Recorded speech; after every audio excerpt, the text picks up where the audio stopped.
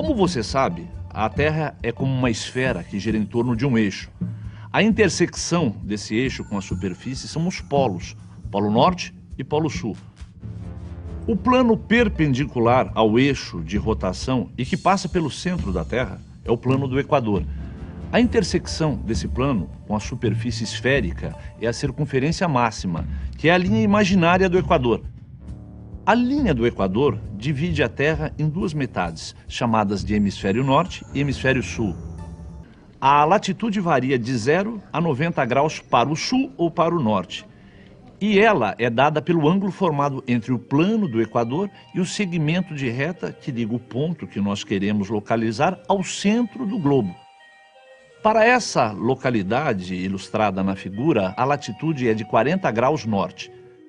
Vemos aqui outras localidades em diferentes latitudes, norte ou sul. Cada latitude determina uma circunferência ao redor da Terra, chamada de paralelo. Repare que um paralelo pode ser visto como a intersecção da esfera, que representa a superfície da Terra, com um cone cujo vértice está no centro da Terra. O Equador é o maior de todos os paralelos, e quanto mais perto nós vamos chegando dos polos, menores os paralelos vão ficando.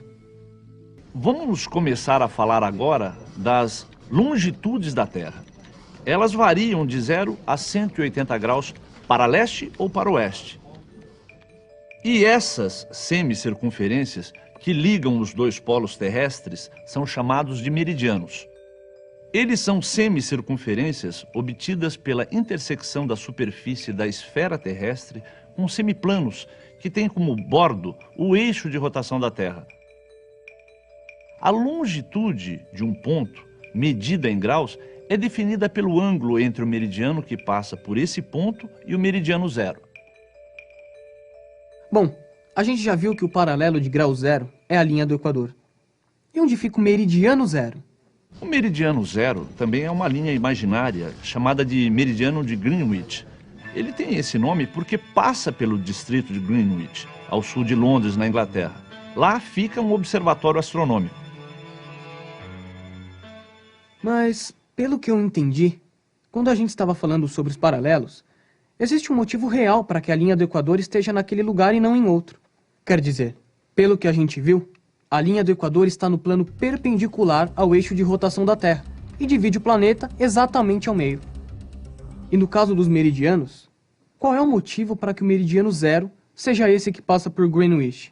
Bem, para falar a verdade, a escolha desse meridiano como marco zero para as longitudes não tem um motivo concreto, como no caso dos paralelos, onde o Equador, que define a latitude zero, é um referencial distinguido, como você bem notou. Já no caso dos meridianos, qualquer meridiano poderia ter sido escolhido como meridiano zero. Greenwich ficou sendo o grau zero de longitude por uma simples questão de convenção. Isso foi definido lá no século XIX, quando a Inglaterra era uma grande potência mundial e dominava uma porção considerável do globo terrestre. E é a partir do cruzamento de um paralelo com um meridiano que nós podemos localizar com precisão qualquer ponto na superfície da Terra.